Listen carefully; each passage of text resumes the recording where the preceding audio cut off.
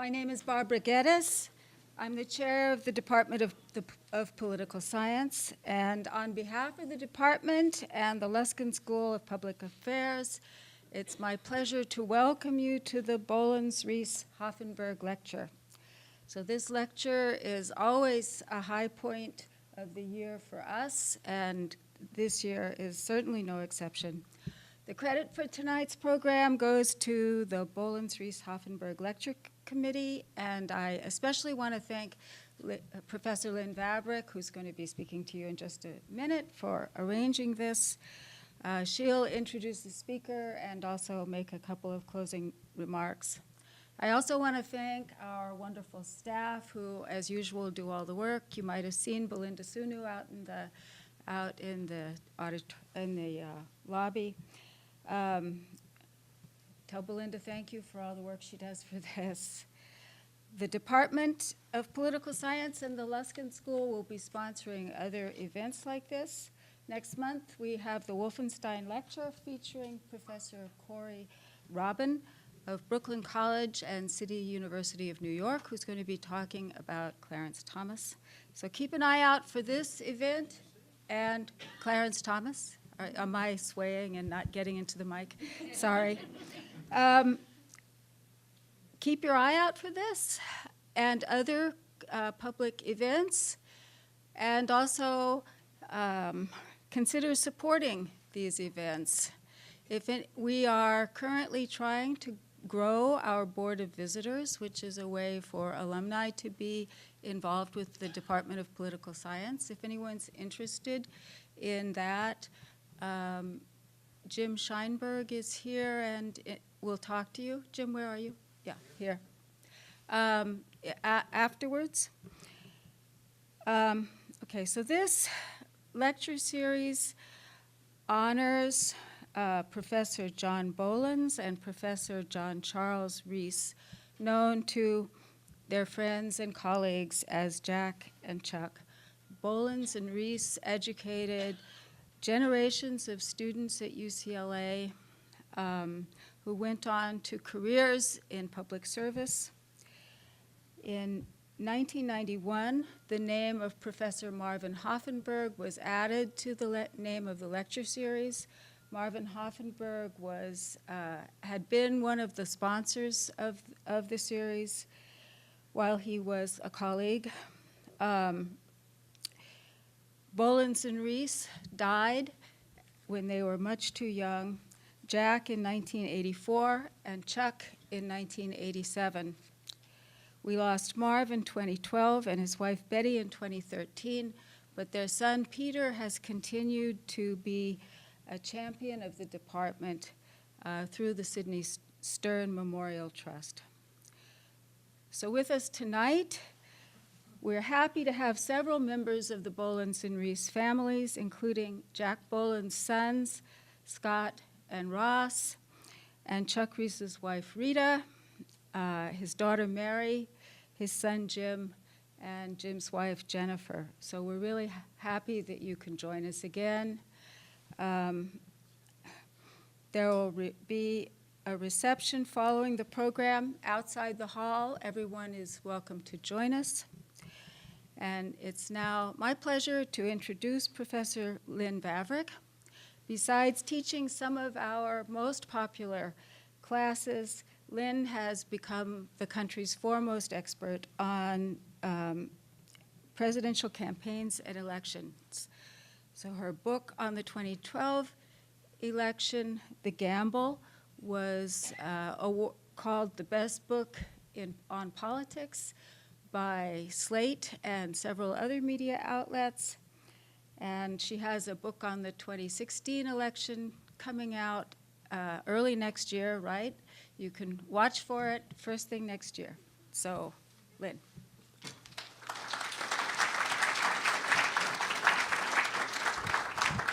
Thank you, Barbara. Thanks, everyone, for coming out tonight.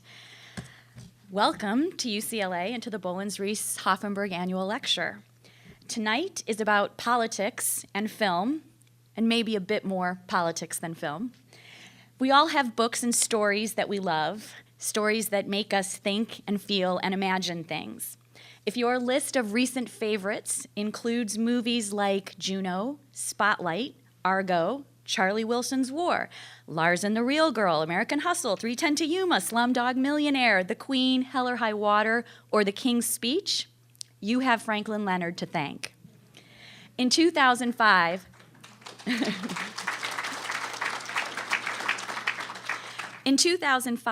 Franklin Leonard started The Blacklist, the now annual list of the best unproduced scripts in Hollywood. It was a big idea that changed the Hollywood landscape. When I first met Franklin, he was sitting on stage with Michael Eisner, the former CEO of the Walt Disney Corporation. The panel was about the problem in Hollywood that The Blacklist had fixed. Eisner was interviewing Franklin, and he had just asked him a question.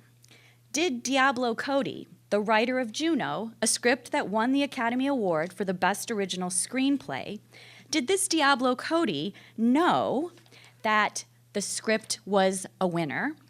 Or did it take someone like Franklin to understand the magic in the script? And so Eisner said, did Diablo Cody know he had a hit? After considerable pause, Franklin turned to Eisner, and due thought here, he said, see, this is what's wrong with Hollywood. This is the problem that needed fixing. Diablo Cody, she's a woman. And yes, she knew her script was good, and so did I. I knew instantly in that moment that Franklin Leonard was someone I wanted to know. And I'm delighted to bring him to UCLA today to share this imagination and his energy with you. He got his start after college in politics, working on a congressional campaign. But he ended up transforming Hollywood instead of politics. Maybe, if we're lucky, he'll finish his career where he started. When Franklin started The Blacklist, he was reading scripts and searching for great stories for Leonardo DiCaprio's production company, Appian Way. He recognized a problem. There were a lot of great scripts out there that he put forward, and they came oh so close to getting greenlit, but ultimately just didn't make it. Those scripts ended up, like the ones he didn't like at all, in the pile of unmade movies on the floor. Franklin knew that if he had a list like this, there must be other agents in Hollywood who had similar lists, and a lot of great scripts out there were not getting made, possibly just by fiat. So he asked 75 agents around Hollywood to send him a list of their favorite scripts that didn't get produced. He offered them a deal. He would read all the scripts, he would rate them, and then he would return back to them a ranked list of scripts, and everyone who sent a list in would get the whole list back. And that's how The Blacklist was born. Today, more than a decade later, The Blacklist is the creator of buzz for scripts that make the list. It's grown into a platform for writers where they get industry feedback, and it has a podcast and a speaker series and happy hours and all sorts of good things. And the release of the list every December is among the most anticipated days in Hollywood. Franklin transformed both literary production and literary interpretation in the film industry. He has privileged the script and the story in an era where endless franchises and sequels were dominating the box office. This man brought the heart back to Hollywood. Tonight, he will talk to us about the importance of stories and storytelling through film in an era of Donald Trump's presidency. The stories we tell about our lives and our world preserve our time in history, the way The Graduate or Dr. Strangelove conveyed the tensions of the 1960s. How will screenwriters in the film industry portray this decade, or will they try at all? To answer this question, it's my pleasure to turn the program over to Franklin Leonard, who has been named one of the 100 most creative people in Hollywood and one of the 40 emerging leaders of our future. Franklin, thank you for joining us.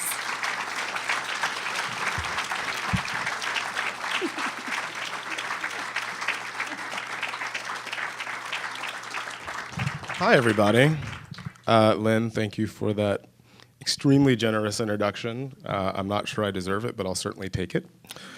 I also want to thank the Bollens-Ries-Hoffenberg Lecture Committee and the families of Bollens-Ries and Hoffenberg for having me here, as well as the UCLA Political Science Department and Barbara Geddes especially. Thank you for this invitation. I also want to thank Yvonne Werman, who gently and patiently guided me through the logistics of this presentation all the way down to the parking, which is no small thing, because I tend to be a little bit neurotic, and that parking lot is not easy. So it is a tremendous and humbling honor to be here giving this lecture, and I stand here acutely aware of the esteemed company who have previously been in your presence. A Los Angeles mayor, one of the best-selling nonfiction authors of the last 2 decades, 3 former governors, and a vice president, though fortunately not the current one. I stand here today also with no small amount of nerves, the peak of an escalating tension that everyone in my life has been hearing about since I agreed to do this lecture, so they also deserve my great thanks, specifically my team at the Blacklist. I think Megan and Terry are both here, and also my girlfriend Emma Jones, who has borne the brunt of it. I also stand here knowing that this lecture has historically focused on the central political and policy issues of the day at the local, state, and national level, and that I stand before you as someone whose sole experience in this realm is as a communications director for an Ohio congressional campaign in the 2000 cycle, and an undergraduate student in political and social theory. An undergraduate student, I might add, who is suddenly acutely aware of all of the reading he did not do while an undergraduate, and is currently wondering if doing that reading would have better prepared me for this moment. Side note, if there are any undergraduates in attendance, do the reading. You may not regret it now, but I promise eventually you will. Consider me a cautionary tale. So I think political experience-wise, I stand here primarily as a citizen, one who I'm only a little embarrassed to admit cried when he realized that his 18th birthday fell 2 weeks after a presidential election. So I'm an engaged one, but still simply a private citizen. I also know that apologies of this sort are generally considered disingenuous. I trust, however, that mine will not be so considered. If I seem at ease, I misrepresent myself sorely. It's one thing to be invited as a relative political novice to address the central political and policy issues of the day at the local, state, and national level. At any other time in my almost 4 decades on Earth, it is quite another to be invited to do so in the era in which we find ourselves. Put simply, we live in very strange political times. When I was asked to do this speech on February 9th, the current administration was in its infancy. Though certainly it's debatable whether its current leader has ever left infancy.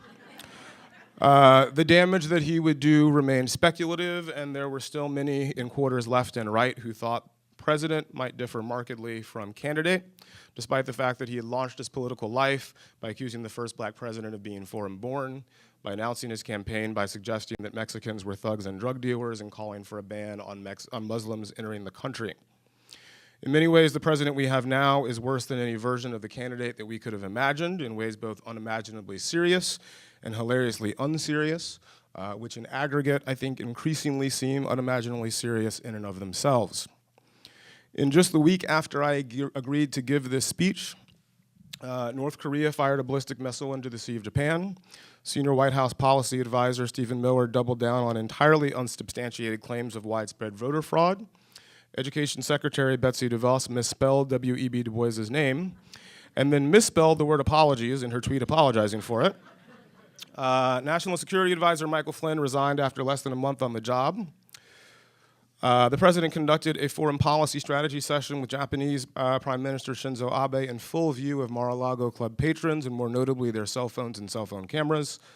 The revelation that the president knew of Flynn's lie about contact with Sergei Kislyak before his resignation, the revelation that other campaign aides had repeated contact with Russian intelligence, and a press conference that included the president saying all of the following. Russia is fake news. The administration is running like a fine-tuned machine. The leaks are absolutely real. The news is fake.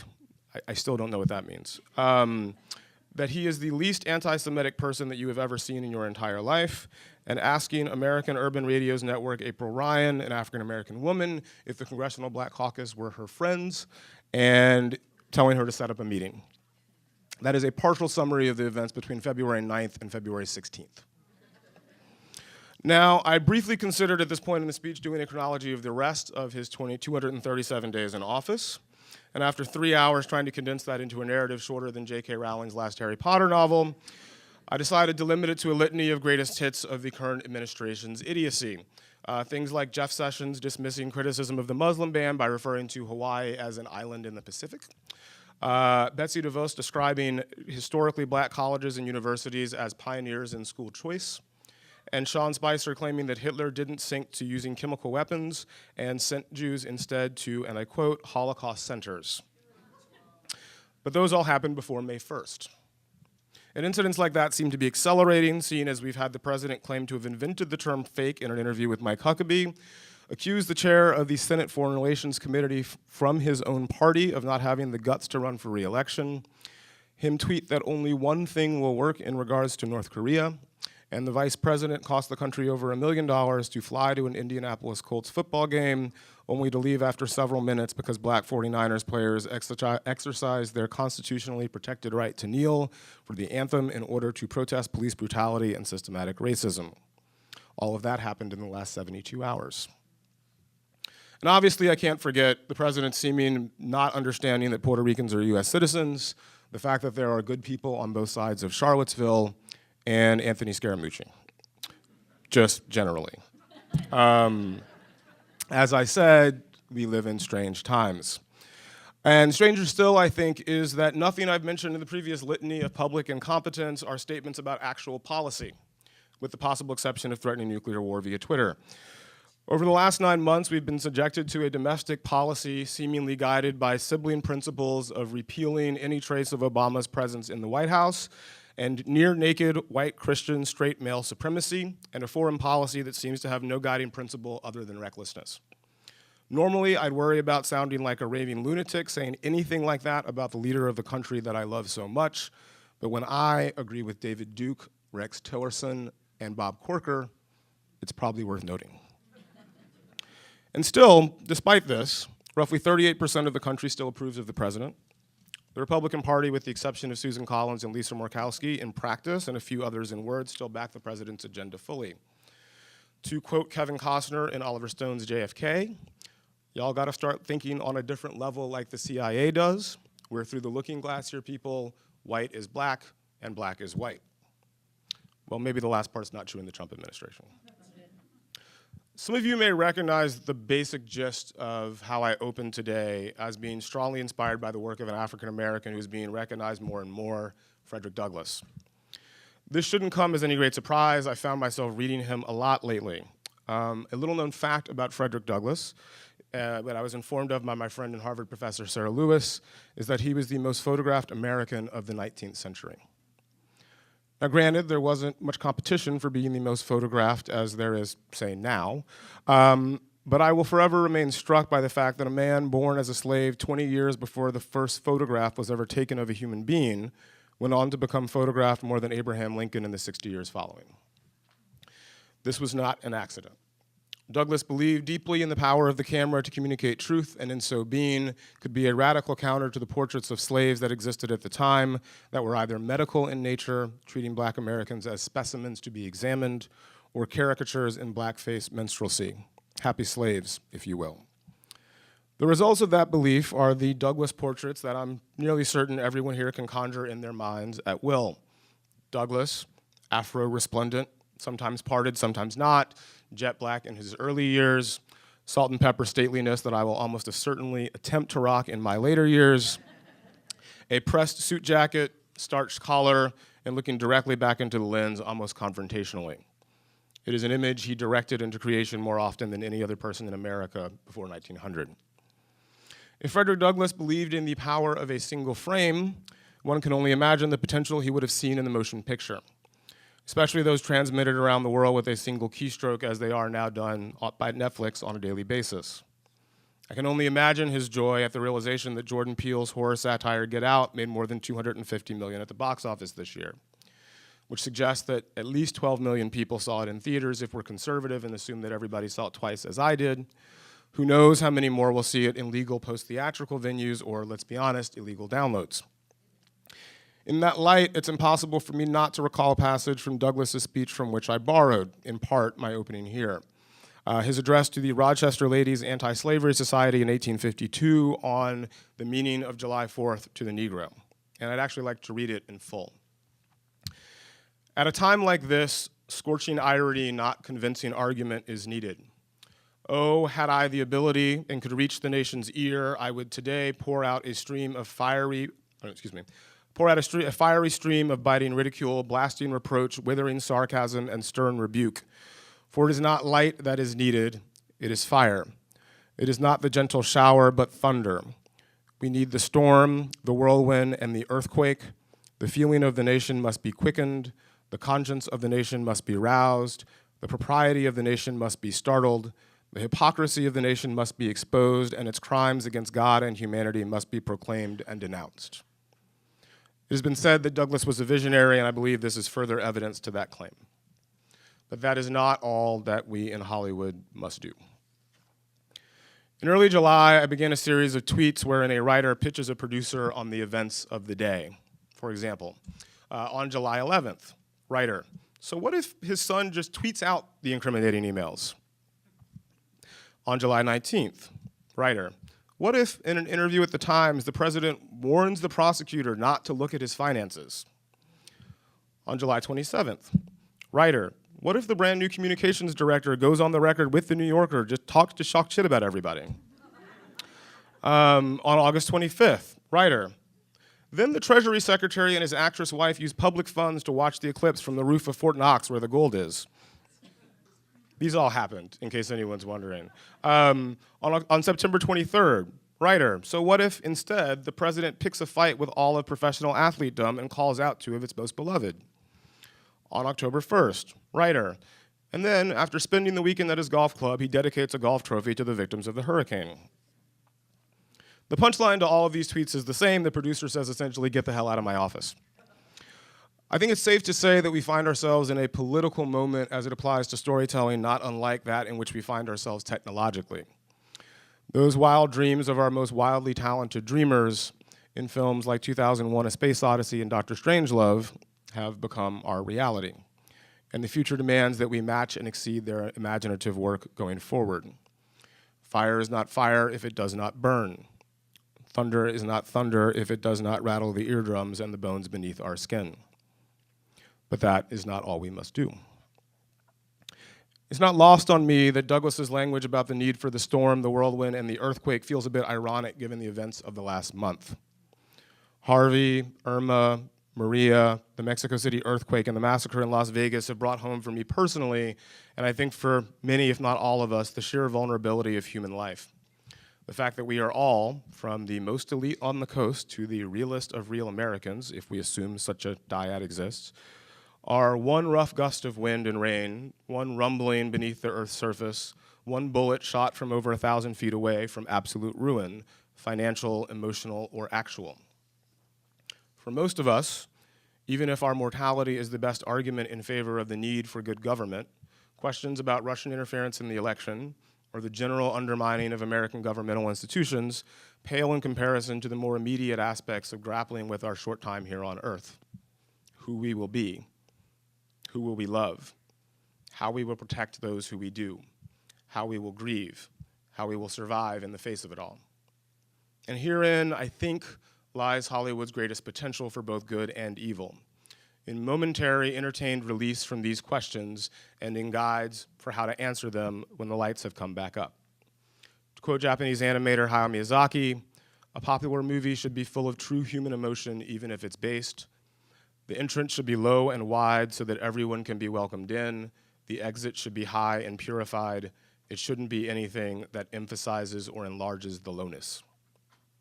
But still, that is not all we must do. It would be easy, I think, to have listened thus far and believe that I think that Hollywood stands on the side of the righteous against a dark threat that hangs over our nation. That Hollywood is a shining beacon of equality, shared humanity, and true meritocracy to be mimicked in every other realm.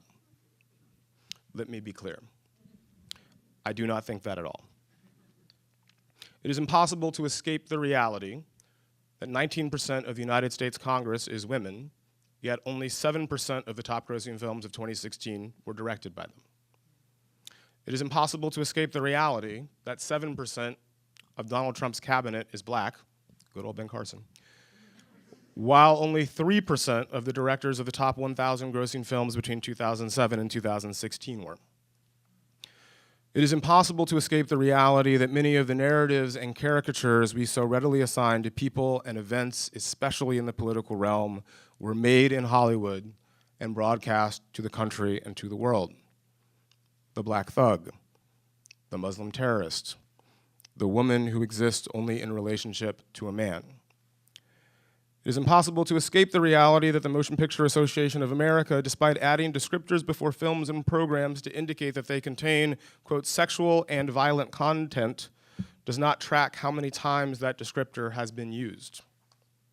It is impossible to escape the reality that while our president was bragging about grabbing women by the pussy, the at one time most powerful man in the film business was doing exactly that. A word here about Harvey Weinstein and Donald Trump. Their behavior is indefensible, and whatever limited understanding I have of the law suggests that it is criminally so. The fact that Trump became president after his is indefensible. The fact that Harvey's continued for 30 years while people knew and rumors flew, some of which even I had heard, is indefensible. I take heart in knowing that once they were made public in the New York Times and now the New Yorker and elsewhere, his ouster and general public shunning has been swift. But I am struck by the notion that there were many who knew and had power and acted only when they had no other choice. Shades of Nikki Haley and the Confederate flag after the Emmanuel AME Baptist Church shooting in Charleston, South Carolina. Given the influence this industry wields, I don't think it's a coincidence that many of those who find themselves most in danger from the Trump administration, women, people of color, the LGBTQ community, the Muslim community, and the rural poor, find themselves also the most underrepresented in Hollywood as well. The fire that is needed, that thunder, that storm, whirlwind, and earthquake must be directed inward as well. Intentionally or not, by excluding voices behind the camera and the stories in front of it, we are at a minimum complicit in the moment in which we find ourselves. At worst, we are responsible. I dare say we have dreamed it into existence. We in Hollywood must get our house in order, and we must do so fast, both for the reasons that I have already stated and so that we may not continue as hypocrites on the positions about which we often speak most loudly. I'm going to pivot to a close with the wisdom of another great black orator of greater ability and wisdom than I, Tupac Shakur. In an interview shortly before his death, someone asked him whether he thought his music would change the world. And his answer was essentially, I'm not saying that I'm going to rule the world or change the world, but I guarantee that I will spark the brain that changes the world, and that's our job. I don't know how to change the world, but I know if I keep talking about how dirty it is, somebody's going to clean it up. May we all bring the fire and thunder, the storm, whirlwind, and earthquake. May we all provide respite from the pain of our mortality and provide guidance in our journey through it. May we all have the opportunity to reach the nation's ear. And until we do, since misquoting Jay-Z seems to be in vogue at the moment, we will be stuck in La La Land where even if we win, we still lose. Thank you.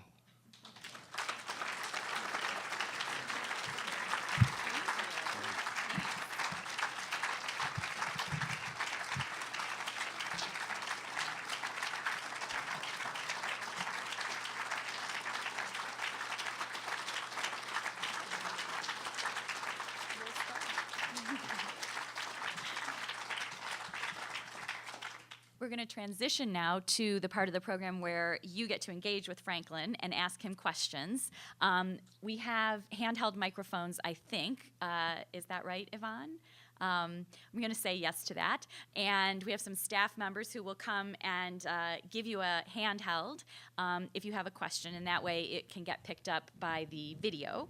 But Franklin is going to answer your questions, and he's agreed to do that for a little bit of time here. So I'll keep track of that, and he's gonna call on people. And so now we'll have a dialogue.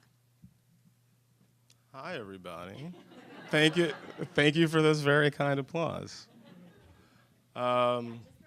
Just throw your hand up and I'll, right there with the glasses. I think the mic is coming. That's right, I have water. Your comments engendered a recollection of Howard Beale in Network, who yells out the window that he's not going to take it anymore. Yeah, he's mad as hell and not going to take it anymore. Right. I'm pretty close. All right? Well, If it wasn't obvious. do you feel that Hollywood is capable of uttering that kind of moment through its movies, or are we talking about something in North Hollywood or Culver City or somewhere outside of the industry known as Hollywood? It's a great question. I think that I think we have to distinguish between sort of mainline Hollywood, which I would sort of roughly characterize as like the studios, the agencies, the TV networks, and the sort of content creation that's happening outside of that. Because I think that there's a lot of that already happening in the space outside of Hollywood. I think the real question is whether those who have a significant financial interest let me rephrase that have significant financial resources invested in making content believe that there is an opportunity to, make a profit on those financial resources that they've expended through doing so. I think that for most businesses that are making movies, television, their primary goal is to make money. And when you have a high resource intensive art form, it should be. I happen to believe that if you can match the fire and thunder with a momentary respite from the questions of our mortality, you have a chance to make a lot of money. I think great examples of that this year would be Get Out and Wonder Woman. And I think the more work we can do like that, the more likely it is that we can make a ton of money and have some consequence outside of the sort of general notion that movies are being made for money. I think the other thing that's important to realize, though, is that all art and all film is political. We are, regardless of our intent, we are telling stories that have a political consequence, which is what I was trying to get to towards the end. When 93% of movies are made by men and are made via the male gaze, we should not be surprised that, as a culture, we treat women terribly. And I think that, I'm certainly probably guilty of that as well in ways, but I think it's important that we recognize that, like, the creation of culture, if it is not representative of the people in that culture, is going to have a ton of pathologies that we in the industry are most responsible for. I hope that answers the question.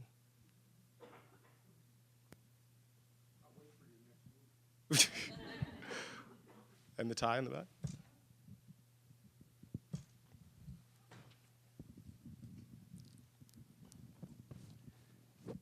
As a communicator, does Trump use almost exclusively superlatives in large audiences because he's not a very smart person and those are the only words he can come up with, or are those the only words that his base can understand? So my assessment, I guess he sort of jokingly suggested that he and Rex Tillerson should take an IQ test and compare the results, so maybe we'll find out how smart he is. No, I think that Donald Trump is, I'll put a fine point on it. I think he's a con man. And so I think that he uses superlatives because that is the language of a con. Everything is the best or the worst. And it's hard to sell if you don't. It's not that different from going to look at buying houses or being pitched a movie. Like, I can't think of a time when I've ever been pitched a movie where the agent says, "It's all right. You should check out the script. It's okay. Everything that is pitched, this is the best thing I've ever seen. You should read it immediately." I think that if I had to guess, I think Donald Trump comes from a tradition of sales that he's just applied directly to politics. I think what's more sort of stunning and disheartening for me is the extent to which it worked. In Hollywood and in politics, there are so many villains, it's kind of hard to rank the evil and figure out. There's so many villains and evildoers, it's hard to find a ranking and to know if they're going to be punished at all. Does it have to be a wave, like the Harvey Weinstein wave, or I'm going to say it like this, but poor Nate Parker, Birth of a Nation. There's so many villains out there. How do you rank them? Who do you go after? It seems the same as in Hollywood as in politics. There's more than enough, out there. What do you do with the small-time con men versus the really big con men like Trump? How do you sort it out? Well, I think we start with the presumption that rape is wrong, sexual assault is wrong, and sexual harassment is wrong. And if you do that, you got to go. It's interesting. I'll comment on the Nate Parker thing. I think what's fascinating about his story is that he was actually found innocent by a jury of largely not his peers in central Pennsylvania when he was 18 years old, and he was drummed out of any conversation last year. Yet the winner of the Best Actor award had settled out of court on 2 sexual assault charges. The double standard that exists there, again, not passing judgment on either behavior, seems to be mirrored in the White House at the moment. So I think that, in an ideal world, we set rules about what's appropriate, and those who violate the rules should face consequences. And if that means that an entire generation needs to be cleared out, so be it.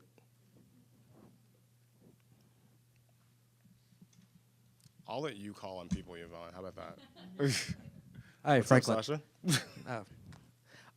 How does the sort of subscription business model of Netflix or Amazon or Hulu affect their willingness to engage in more overtly political subjects as compared to theatrical release and sort of by unit sales? Yeah, I suspect that they're more free to be political for a number of reasons. I think that if your business model is not entirely driven by an opening weekend, if your attitude is, look, we don't care if you show up today or next month or in a year, but if it keeps you on, paying your monthly subscription fee, you are going to be a lot more inclined to take greater risks on content, and that especially includes political stuff. I actually think there's probably an incentive for companies like that to be hyper-political in their content, because in doing so, they'll get a ton of free marketing, and people will check it out just out of curiosity.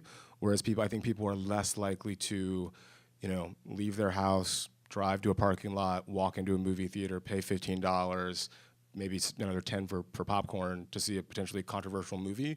But you might, if you're already at home and you've heard that this thing is controversial, check out 5 minutes of it on Netflix, Amazon, or Hulu. So I'm actually optimistic about the ways in which those companies will approach decisions about what content they make in the coming years. Over the last year, I've been thinking a lot about movies that treated the kind of themes that we've been seeing in politics. And a movie like Face in the Crowd gets mentioned a lot. All the King's Men, things like Bob Roberts. In almost all those movies, though, except Bob Roberts, the dictatorial, fascistic leader gets exposed or brought down in some way. The people end up sadder but wiser. Democracy is saved. I don't really see a Hollywood ending to I was going to say, all we this. love a Hollywood ending in Yeah, Hollywood. so don't we? can you project ahead a little bit how you think this may play out? Is Hollywood going to clean up its act after Harvey, or are we going to go back to the casting couch era as soon as the New York Times is covering something else, or what? Yeah, I'll be honest with you. I'm still not terribly rational about this situation. I find myself alternating between sort of general despair and like blood boiling rage, because this is not an issue of. I mean, it is an issue of Harvey Weinstein, but it's not just an issue of Harvey Weinstein. Many people knew. Many people put people in rooms with him knowing full well what was going to happen, and they did so without giving it a second thought. Or if they did give it a second thought, they didn't care because of either the upside of being associated with Harvey could give them, or their fear about what could happen. And I'm certainly not blaming any of the victims. I certainly understand why any woman still would not come forward. But there are many people who were not victims who could have and should have and had the power to do so and didn't. So given that, I think it would be naive to be terribly optimistic about the future.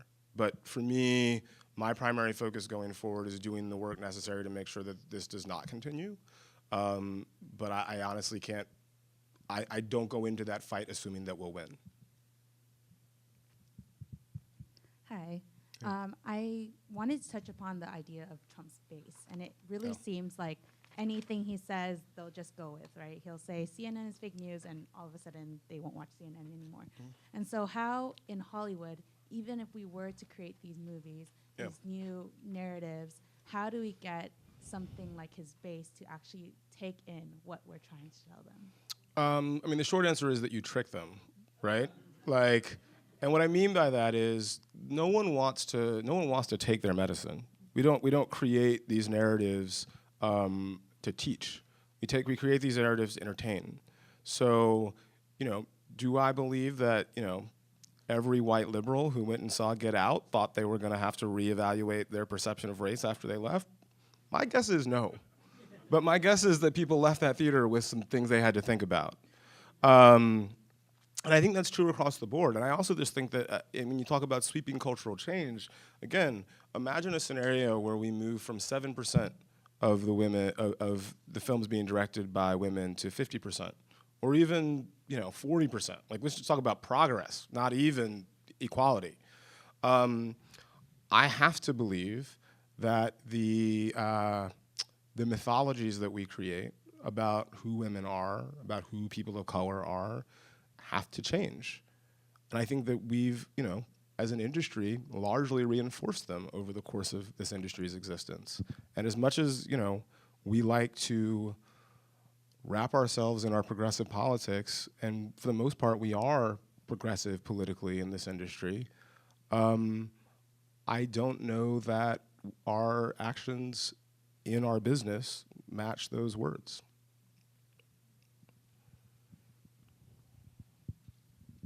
Hey, Franklin. Hi, Allison. Hi. Two questions, two-parter. First part, looking back at some political films historically, like everything from Mr. Smith Goes to Washington to All the President's Men or The Candidate, just kind of tell us what your favorite is of those or others. And also from the Blacklist or any other material or projects you've heard about around town, is there a hopeful, interesting, forward-thinking, progressive movie that politically oriented that we can look forward to that you would like to see produced? Yeah, let's see. Two of my three favorite movies of all time are Being There and Dr. Strangelove, which I think are particularly relevant to this administration. Being There, for obvious reasons. Being There is the story of an idiot who advises a billionaire and gets the man elected president. I don't know what could be more Trumpian than that.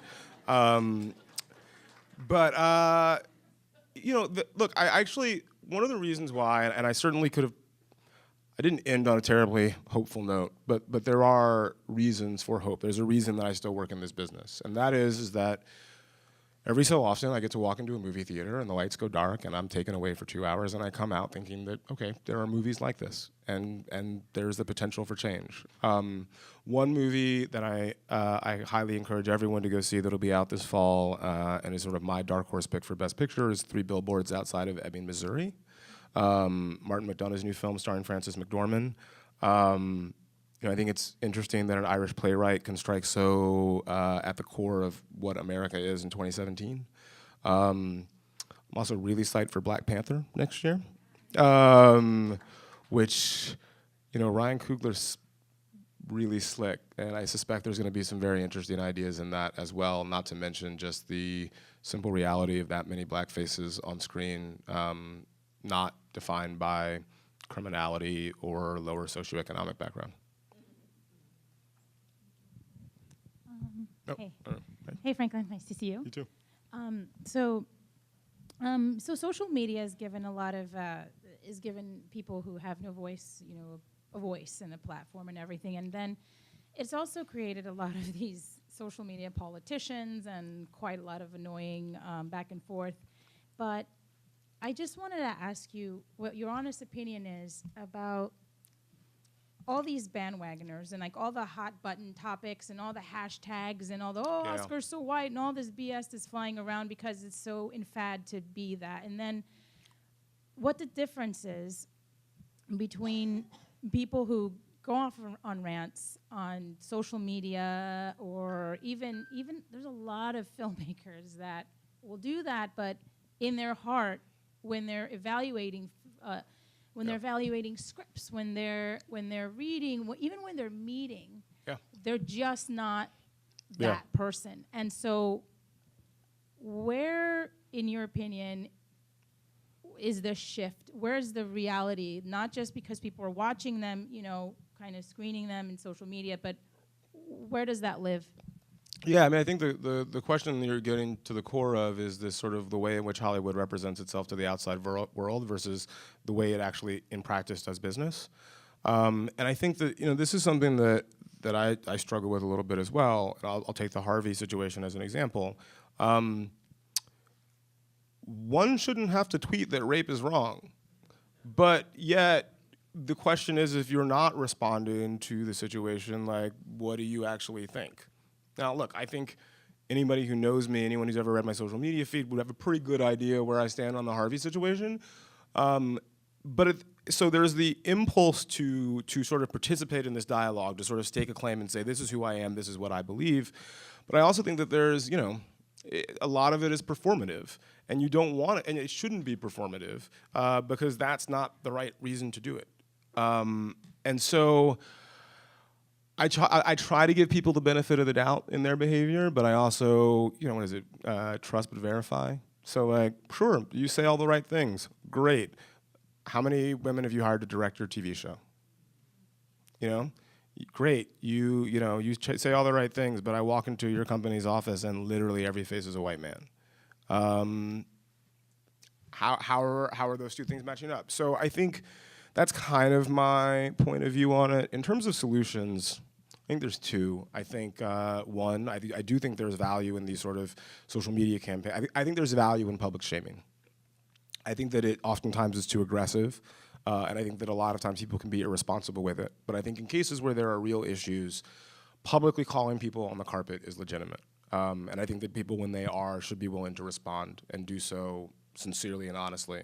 And if people do that, then there should be a conversation that takes place rather than just people getting dragged just to drag them. I'm also hopeful because of the changing demographics of this country. So I think it's 54% of people under the age of 25 in America are of color. So if you run a media company and you're not thinking about that, I encourage you to make as many hiring decisions and as many green light decisions as possible, targeting the increasingly decreasing percentage of the population that is not that, so that you can get fired as fast as possible and we can replace you with someone who gets it.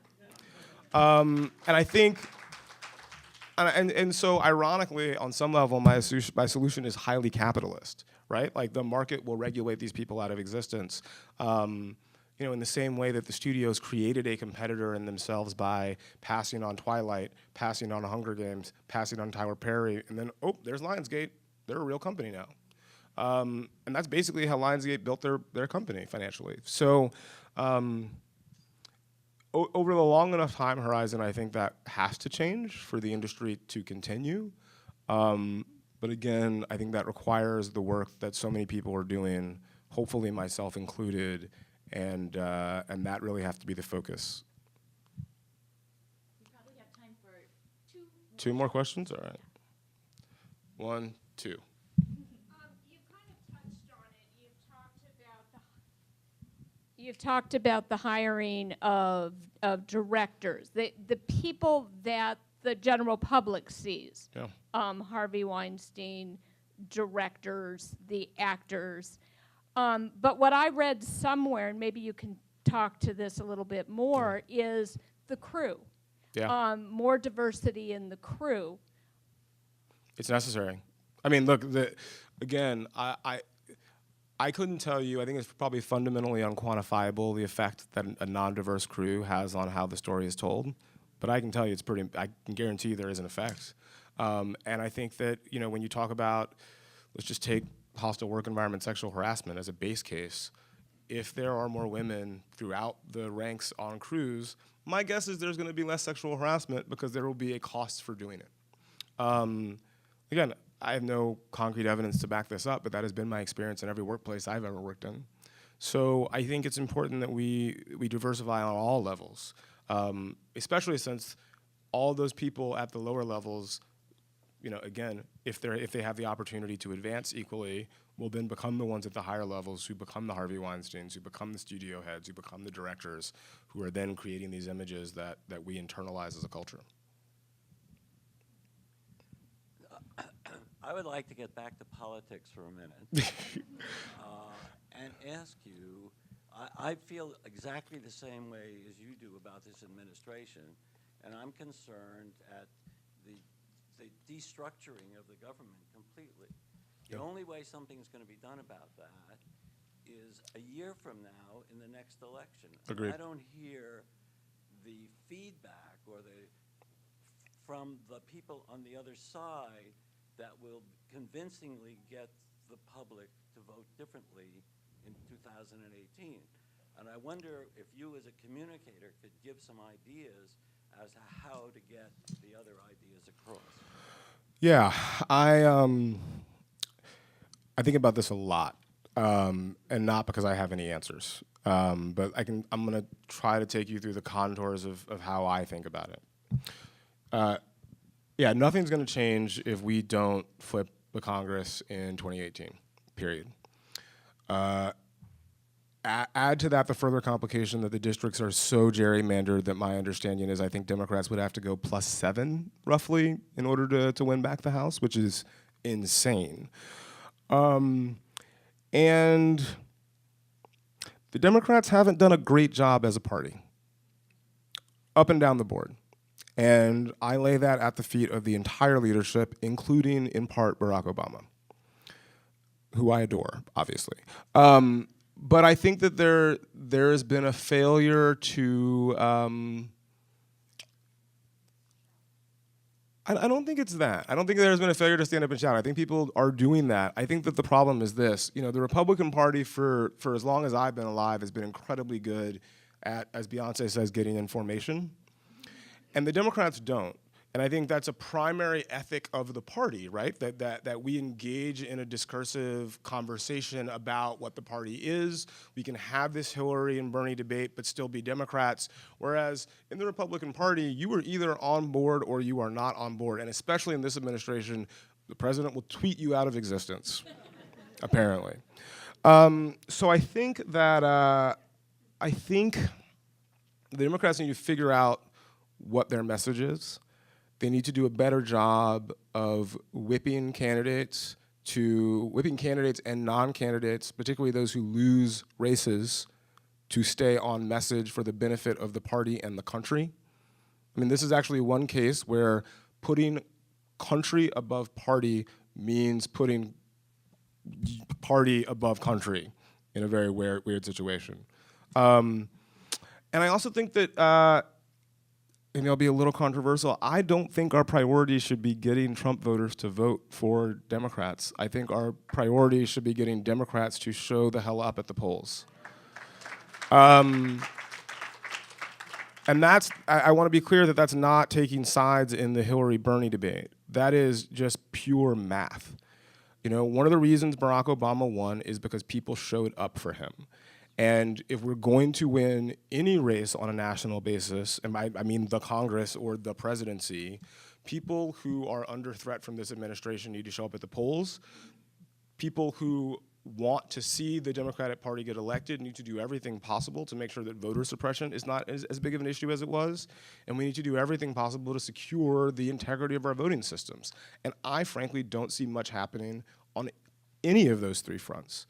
And, look, there is an instinct towards saying that, given the way the Democratic Party has run itself over the last 20 years, whatever happens, they're getting what they deserve. But I'm acutely aware of the extent to which what the Democratic Party deserves, the Democratic Party will survive. Those who are actually affected by the policies of this administration won't necessarily. And those are the people who I'm concerned about, and those are the people that the party and everybody running to represent the party should be concerned about. And until they are, I think we may be adrift for quite a while.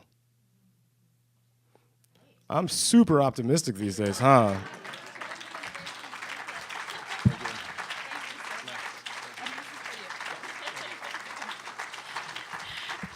He missed the memo about ending high, bring him in low and leave him. I thought I heard you say that, but thank you so much, and thank you all too. Please join us outside for a reception, and thanks again to Barbara and the staff and the Bollens-Ries-Hoffenberg families. Good night.